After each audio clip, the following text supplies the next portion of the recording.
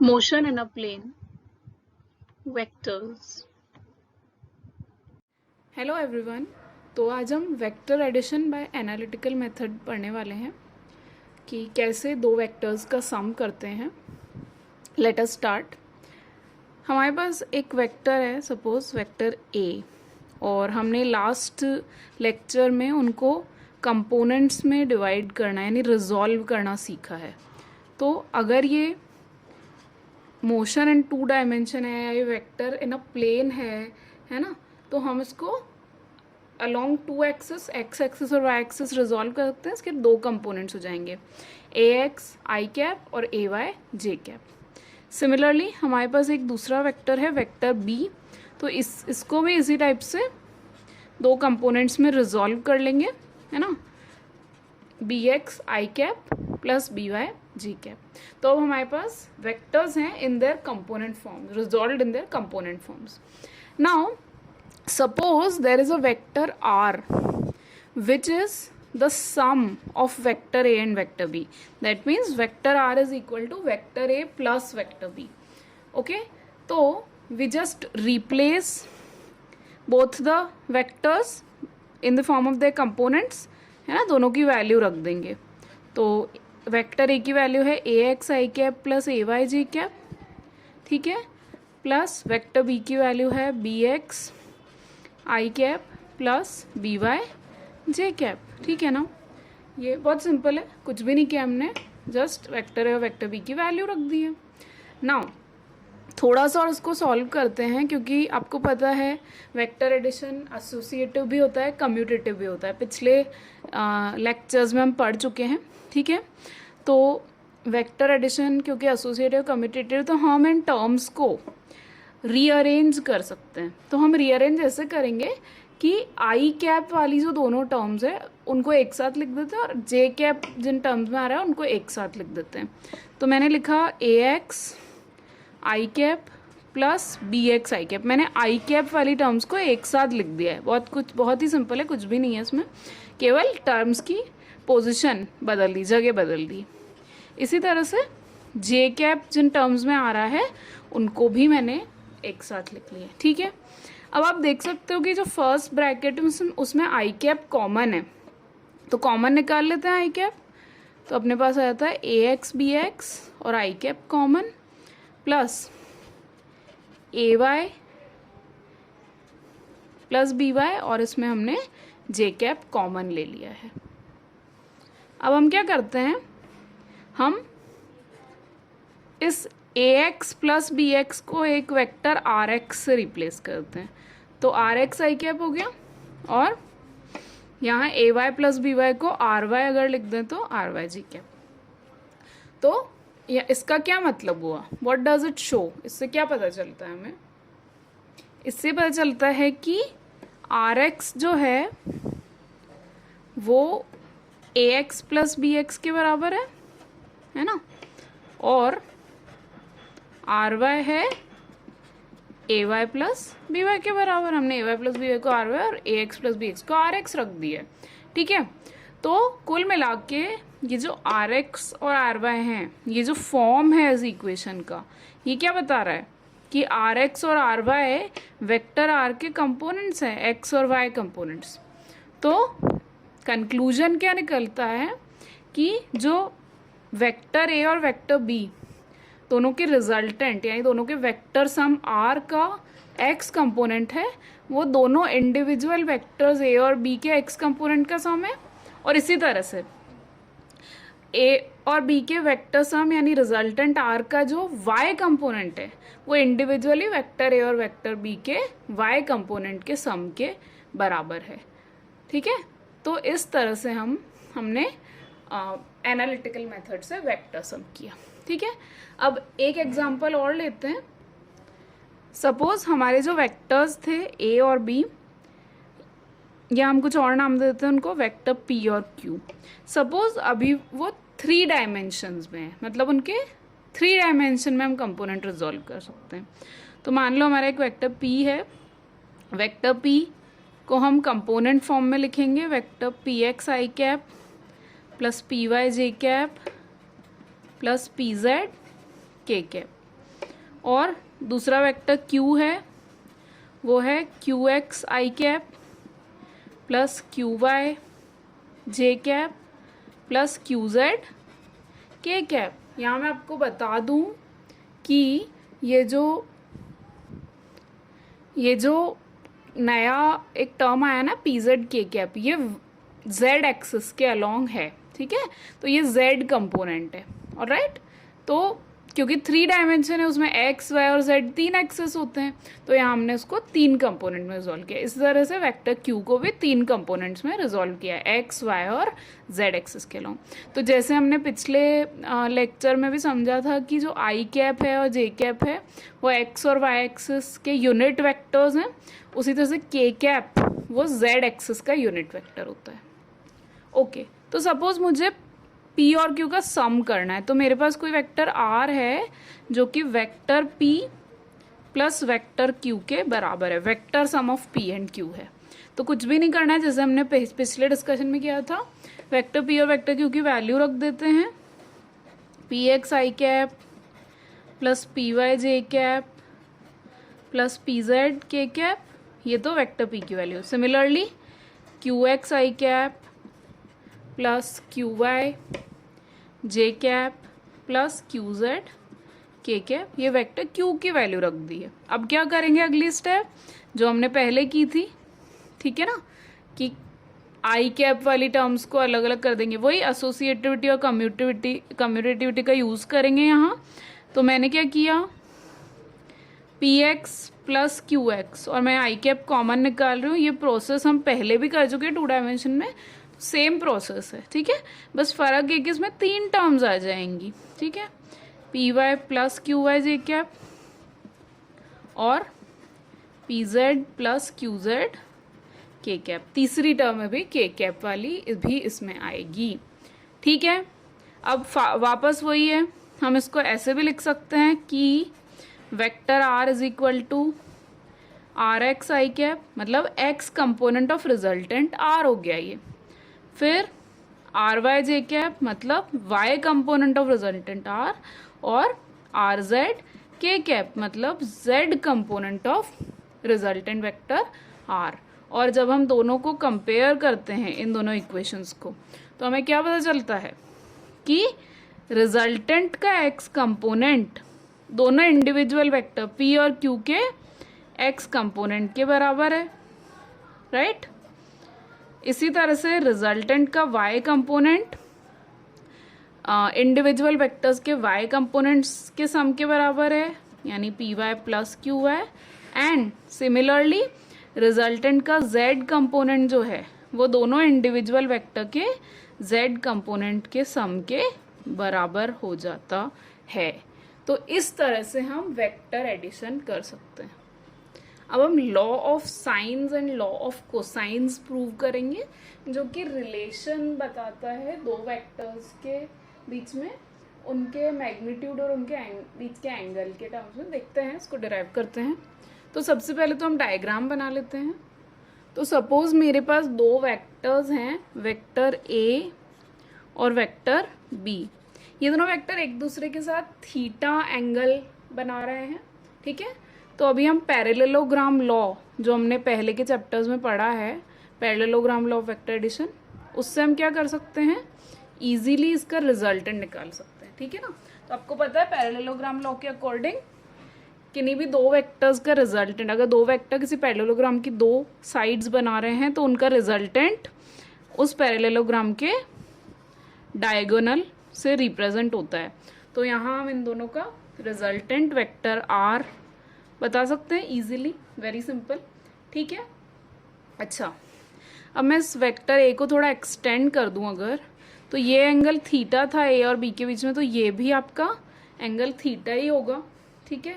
थोड़ा इन पॉइंट्स को नाम दे देते हैं। ये पॉइंट ओ है, फिर पी, इसको क्यू दे देते हैं, इसको नाम देते हैं पॉइंट एस, ठीक है। अब मान लो हमारे पास एक ट्राइंगल बन रहा है ओ एस पी, उसका angle S O P alpha हो गया और एंगल ओ एस पी को हमने बीटा मान लिया है, एंगल बीटा है ये, ठीक है। अब हम क्या करेंगे, हमने जो एक्सटेंड किया था ना जो वेक्टर ए को, वहाँ पर एक नॉर्मल डालेंगे पॉइंट एस से। नॉर्मल का मतलब आप जानते हैं परपेंडिकुलर लाइन, तो ये 90 डिग्री का एंगल हो जाएगा इस हिसाब से, ठीक है। ये 90 डिग्री और एंगल एस पी एन तो थीटा है ही है। फिर हम एक और नॉर्मल डालेंगे रिजल्टेंट वेक्टर आर पर स्टार्टिंग फ्रॉम पॉइंट पी। तो पॉइंट पी से आर पे एक नॉर्मल और डाल देंगे, तो ये एंगल भी आपका 90 डिग्री हुआ। नॉर्मल का मतलब होता है परपेंडिकुलर लाइन, ठीक है। तो हमने दो नॉर्मल बना लिए, this should be 90 degree, okay. ये हमारा डायग्राम है, ओके। अब डायग्राम को देखते हुए हम इजीली डायग्राम से लिख सकते हैं, we can easily say that vector R is equal to vector A plus vector B. अब तो आप कई बार पढ़ चुके हो कि रिजल्टेंट जो होता है वो वेक्टर सम के बराबर होता है, और पैरेललोग्राम लॉ से हमने उसको ड्रॉ भी कर दिया है, ठीक है। तो यहाँ मैंने शो भी कर रखा है, ये वेक्टर आर जो है वो रिजल्टेंट है वेक्टर ए और वेक्टर बी का, ठीक है। तो अभी vector R is equal to vector A plus vector B लिख सकते हैं हम इस इक्वेशन में। अब आप देखो जो राइट ट्रायंगल बन रहा है ओ एस एन, ठीक है। तो राइट ट्रायंगल के लिए हम पाइथागोरस थ्योरम से लिख सकते हैं हाइपोटेनियस स्क्वायर। यहाँ हाइपोटेनियस है ओ एस, तो O S square is equal to perpendicular is S N और बेस इज ओ एन। तो O S square is O N square base square plus perpendicular square मतलब S N square. ये Pythagoras theorem से हमने triangle O S N के लिए लिखा है, ठीक है। अब इसमें ओ एन को हम दो पार्ट्स में बांट सकते हैं, ओ पी और पी एन का सम। ओ एन टोटल किससे मिलकर बना है, ओ पी और पी एन। तो यहाँ हियर ओ एन क्या है, O P plus P N के बराबर है, ठीक है ना। तो ओ एन को हम ओ पी प्लस पी लिखेंगे। अब वापस देखेंगे आप ओ पी की वैल्यू क्या है। ओ पी आपका वेक्टर ए के बराबर है, तो उसकी लेंथ वेक्टर ए के मैग्नीट्यूड के बराबर होगी। और यहाँ आप देख रहे हो पी एन जो है वो वेक्टर ए की डायरेक्शन में, मतलब वेक्टर ए के साथ थीटा एंगल पे है, ठीक है। वेक्टर ए की डायरेक्शन में है, वेक्टर बी के साथ थीटा एंगल पे। ये आपका वेक्टर बी के पैरेलल इक्वल वेक्टर, तो बी ही हुआ। तो वेक्टर बी के साथ थीटा एंगल पे है पी एन, तो बी का कॉस कंपोनेंट हुआ। हम पहले पढ़ चुके हैं रेजोल्यूशन ऑफ वेक्टर में कंपोनेंट्स के बारे में। तो ये क्या हो गया, बी कॉस थीटा, क्योंकि पी एन वेक्टर बी के साथ थीटा एंगल बना रहा है, तो वो कॉस कंपोनेंट होगा। तो हम ओ एन उसको ओ एन को ए प्लस बी कॉस थीटा लिख सकते हैं, जैसा कि मैंने यहाँ बताया, ठीक है। और इसी तरह से हम एस एन की वैल्यू भी निकाल सकते हैं। एस एन आपको पता है कॉस कंपोनेंट के परपेंडिकुलर जो होता है वो साइन कंपोनेंट होता है, तो S N is perpendicular P N. तो हम एस एन को क्या लिख सकते हैं, B sine theta. Cos component के परपेंडिकुलर वाला कंपोनेंट साइन कंपोनेंट कहलाता है। तो अब क्या करेंगे, ये ओ एन की वैल्यू और ये एस एन की वैल्यू मान लेते हैं ये आपका इक्वेशन 1 है और ये 2 है, तो ओ एन और एस एन की वैल्यू इक्वेशन 2 में पुट कर देते हैं, ठीक है। तो वैल्यू रख रहे हैं आपके पास है O S square is equal to O N square. O N की वैल्यू है A plus B cos theta, तो इसका होल स्क्वायर करना पड़ेगा, प्लस एस एन स्क्वायर मतलब बी साइन थीटा का होल स्क्वायर, जो हो जाता है B square sine square theta. Further इसको ब्रैकेट को ओपन कर लेंगे, A plus B whole square वाला फॉर्मूला लगाएंगे, A square plus B square में बी मतलब बी कॉस थीटा है तो पूरे टर्म का होगा स्क्वायर, प्लस 2ab, तो 2a और b कॉस थीटा, ठीक है। और फिर एक टर्म है B square sine square theta की, वो तो लिखना ही है हमें साथ में। फर्दर थोड़ा और सॉल्व करते हैं, तो आपके पास क्या आता है, ऐसा करते हैं बी स्क्वायर वाली दोनों टर्म्स को एक साथ ले लेते हैं। तो ए स्क्वायर प्लस बी स्क्वायर मैंने कॉमन ले लिया, cos square theta plus sine square theta, ये दो टर्म्स एक साथ आ गई।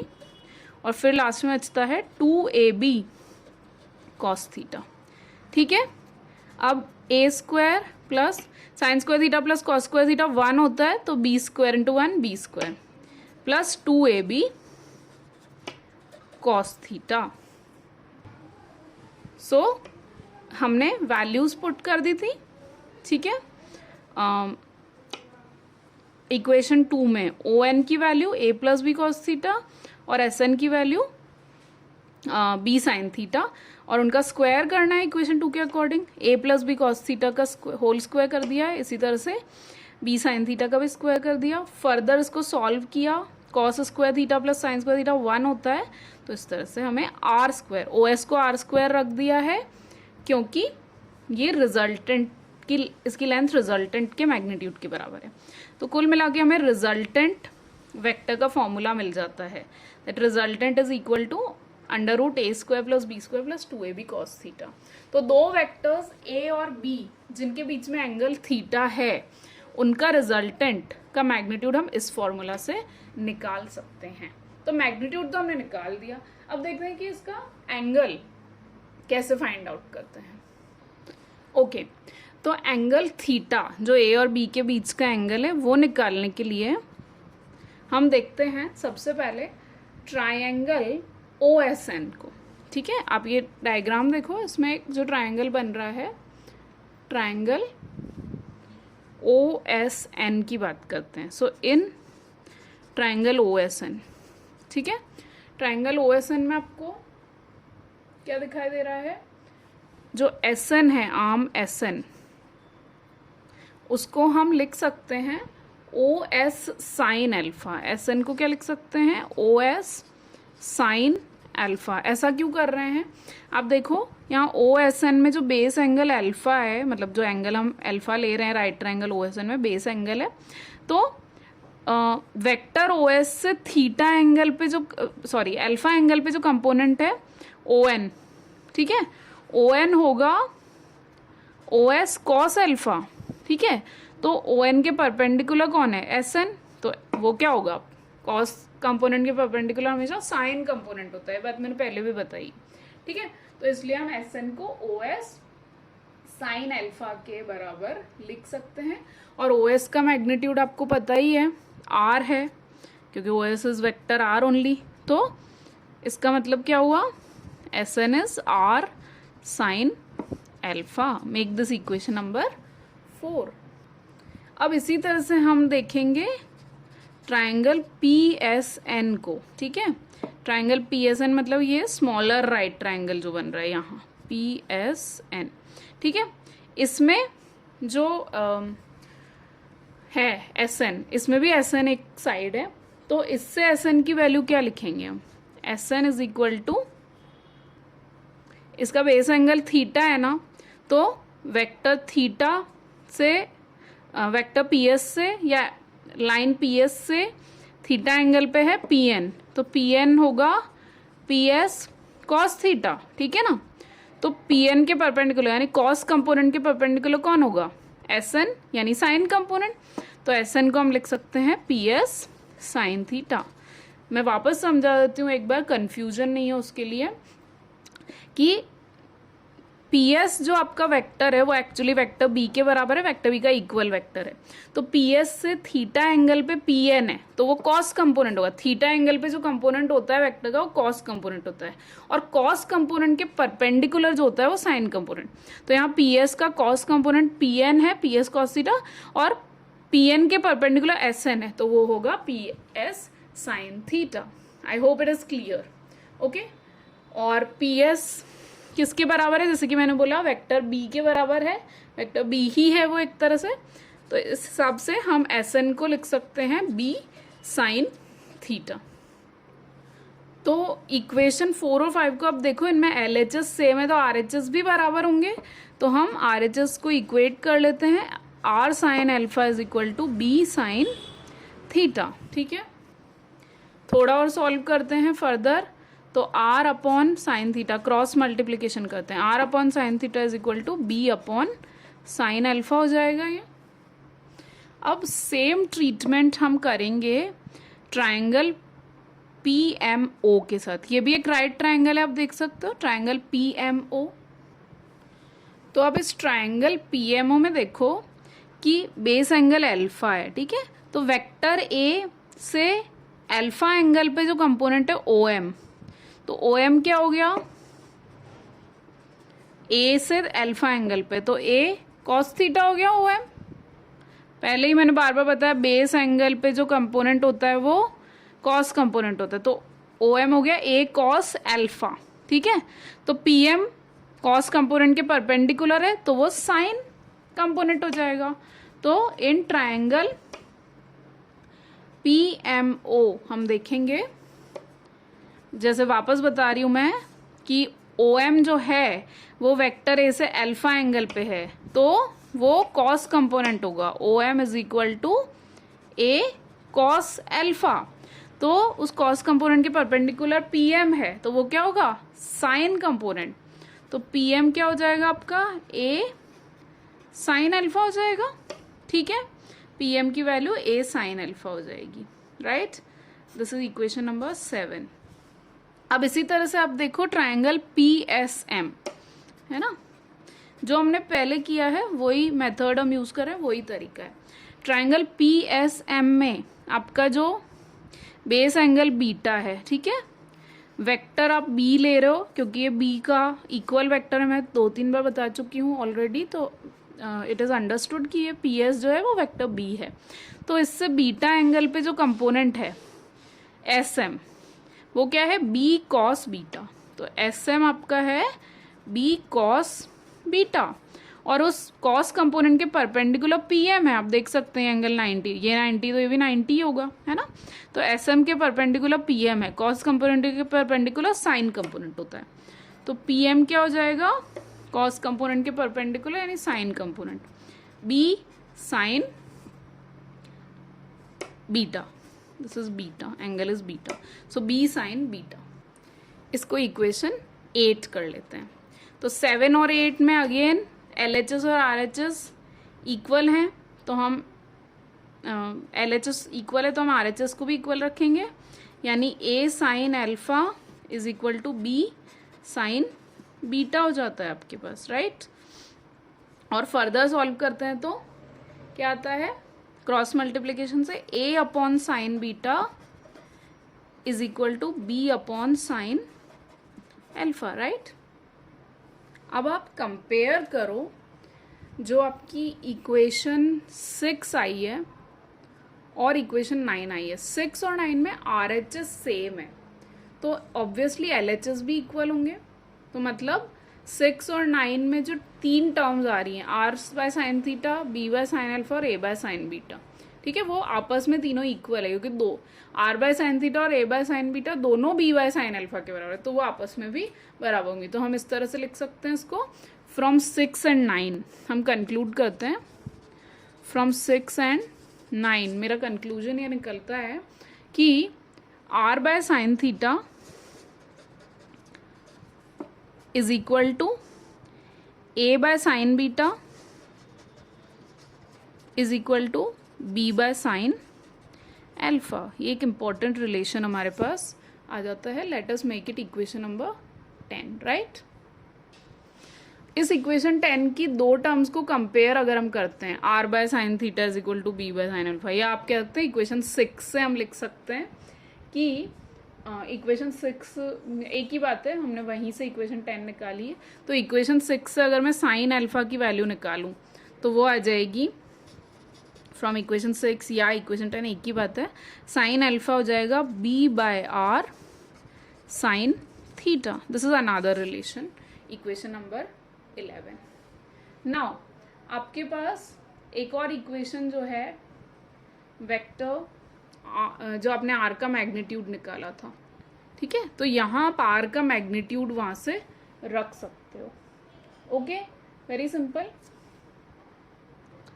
अब आप वापस ये डायग्राम देखोगे जब, तो हमारा OSN जो ट्रायंगल है ना, ट्रायंगल OSN में अगर मैं यहाँ बेस एंगल अल्फा दिख रहा है आपको OSN में, तो बेस एंगल अल्फा है। आपको पता है tan अल्फा कैसे निकालते हैं, tan alpha is given by perpendicular upon base. तो परपेंडिकुलर है SN और बेस है ON, ठीक है। तो इजीली हम इस एंगल से tan अल्फा लिख सकते हैं SN अपॉन ON। तो मैंने यहाँ SN अपॉन ON लिख दिया है। अगेन ओ एन को आपको O P plus P N लिखना पड़ेगा. O N is O P plus P N. So I can easily write it as S N upon O P plus P N. अब यहाँ S N की value हम already पहले निकाल चुके हैं. एस एन हो गया, ओ पी हो गया, पी एन हो गया, सभी की वैल्यू हम पिछले डेरिवेशन से निकाल चुके हैं. तो ये हम ऑलरेडी पिछले डेरिवेशन में निकाल चुके हैं कि S N B sine theta के बराबर है, ओ पी ए के बराबर है और P N B cos theta के बराबर है. ये सारी वैल्यूज इस इक्वेशन में पुट कर देते हैं.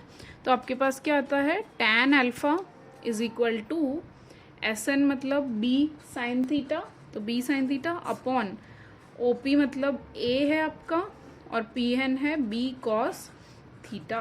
सो ये जो रिलेशन आया है इक्वेशन नंबर 12 हम इसको कह सकते हैं. ठीक है. So this equation 12 is also an important relation.